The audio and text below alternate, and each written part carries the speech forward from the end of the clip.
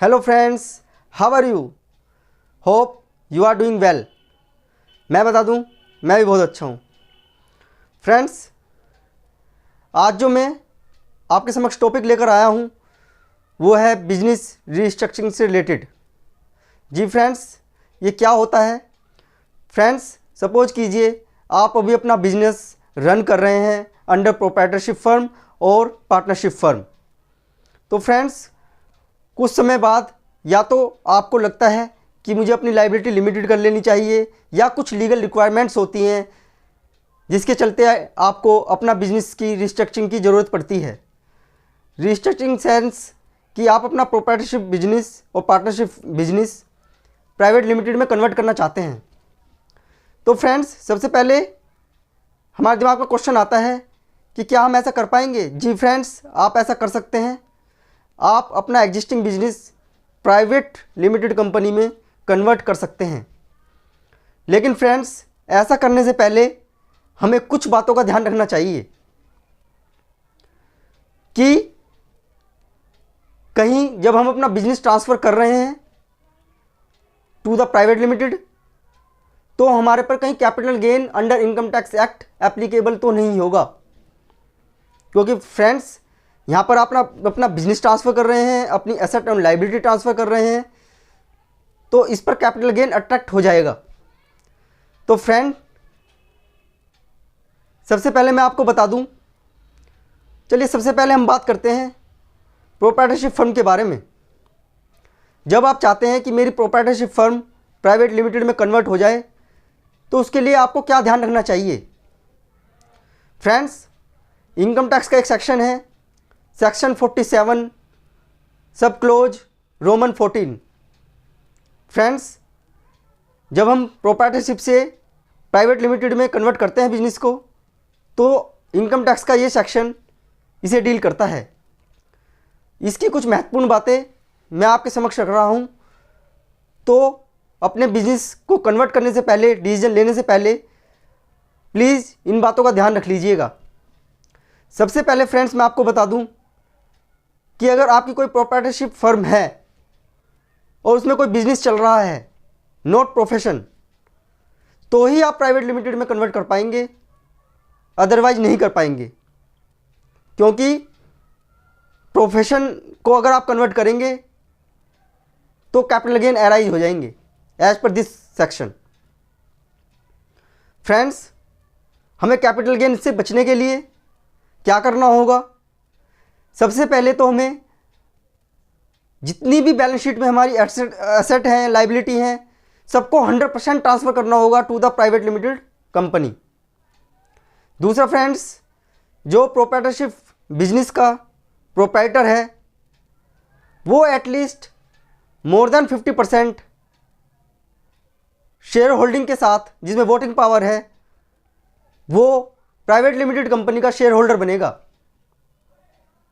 तो ही capital gain exempt माने जाएंगे। दूसरा फ्रेंड्स, एक चीज़ और बता दूं कि जब आप असेट और लायबिलिटी ट्रांसफ़र कर रहे हैं, तो जब आप ट्रांसफ़र कर रहे हैं उस दिन की FMV फेयर मार्केट वैल्यू पर सारी एसेट ट्रांसफ़र होंगी। अगर आप ऐसा नहीं करते हैं तो प्राइवेट लिमिटेड के हाथ में इनकम टैक्स का सेक्शन 56(2)(10) लग जाएगा, जिससे कि उस दिन की जो FMV होगी और आपने उसे FMV से कम वैल्यू पर ट्रांसफ़र कर दिया है प्राइवेट लिमिटेड को, तो वो प्राइवेट लिमिटेड के हाथ में टैक्सेबल हो जाएगी, इनकम फ्रॉम अदर सोर्सेज। तो फ्रेंड्स, मैं आपको बता दूं कि अगर आप कोई बिजनेस कर रहे हैं और उस पर कैपिटल गेन अट्रैक्ट हो जाता है, लॉन्ग टर्म हो शॉर्ट टर्म हो, अगर आप इस सेक्शन को कंप्लाई कर लेते हैं तो आप पर कैपिटल गेन नहीं लगेगा। लेकिन फ्रेंड्स, अगर गवर्नमेंट ने ये कैपिटल गेन एग्जम्प्ट किया है और शेयर होल्डर को जो मोर देन 50% शेयर होल्डिंग नई कंपनी में लेगा, उस पर एक लॉक इन पीरियड लगाया है कि वो अपना शेयर 5 साल से पहले उस कंपनी में नहीं बेचेगा। क्योंकि फ्रेंड्स, अदरवाइज क्या होता कि लोग प्लानिंग करने लगते और टैक्स इवेजन के चांसेस बढ़ जाते।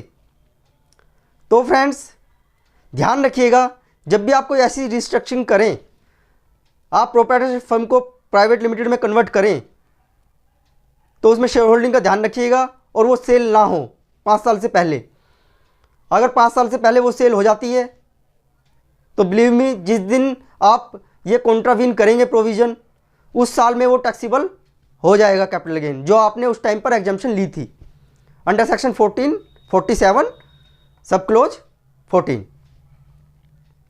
फ्रेंड्स, होपफुली आप प्रोप्राइटरशिप से प्राइवेट लिमिटेड में कन्वर्जन का प्रोसीजर समझ गए होंगे। अब हम बात करते हैं पार्टनरशिप फर्म के बारे में। फ्रेंड्स, कुछ ट्रांजैक्शन ऐसी होती हैं, कुछ ट्रांजैक्शन ऐसी आती हैं हमारे पास कि हम एग्जिस्टिंग पार्टनरशिप फर्म चला रहे हैं और हमें इसे प्राइवेट लिमिटेड में कन्वर्ट करना है। वो कोई भी रीजन हो सकता है, जैसे आजकल एक कॉमन रीजन है कि प्राइवेट लिमिटेड पर कम टैक्स होता है, इनकम टैक्स, और पार्टनरशिप पर 30% plus higher education cess plus cess लगता है, और प्राइवेट लिमिटेड पर आपको 25% लगता है, 22% भी लगता है। तो लोग क्या सोचते हैं कि हम टैक्स बचाने के लिए अपने आप को कन्वर्ट कर लेते हैं प्राइवेट लिमिटेड में। लेकिन फ्रेंड्स, अगर आप ऐसा करते हैं तो आप पर कैपिटल गेन अराइज हो जाएगा, और इस ट्रांजैक्शन डील करता है सेक्शन 47 सब सेक्शन 13 रोमन 13, जिसमें यह बताया गया है कि फर्म की सारी एसेट एंड लायबिलिटी ट्रांसफ़र होनी चाहिए to the private limited company 100%। दोस्तों, ऐसा नहीं है कि आपने एक एसेट छोड़ दी है और 99% आपने ट्रांसफ़र कर दी है, तो आप इस प्रोविज़न का बेनिफिट नहीं ले सकते।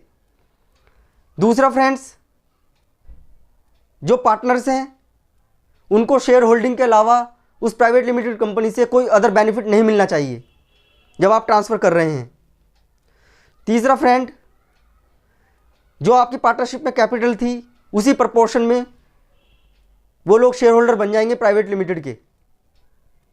और फ्रेंड्स, इसमें भी इनकम टैक्स ने एक लॉक इन पीरियड लगाया है कि ये पार्टनर्स जो नई फर्म में बनेंगे पार्टनर शेयर होल्डर या डायरेक्टर, वो 5 साल से पहले अपना शेयर नहीं बेच पाएंगे, उस पर भी लॉक इन पीरियड है। अगर ऐसा करते हैं तो टैक्सेबल हो जाएगा जिस साल में वो अपना शेयर ट्रांसफ़र करते हैं प्राइवेट लिमिटेड कंपनी का।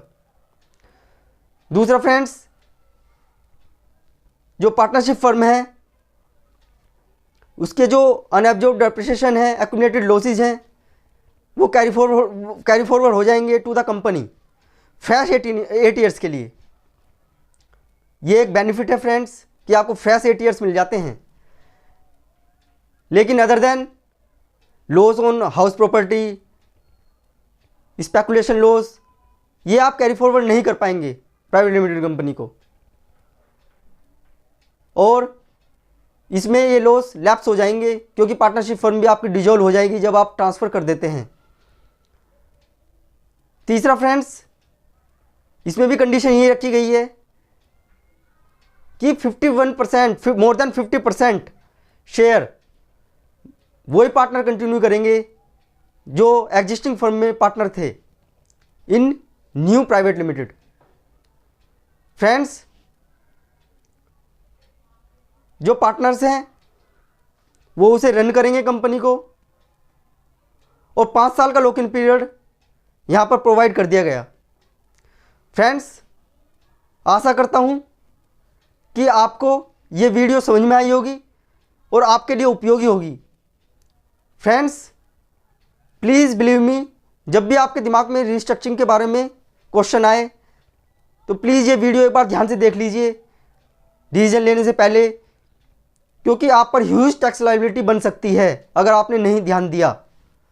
तो इसी के साथ मैं CA सौरभ मित्तल आपसे विदा लेता हूँ। Thank you.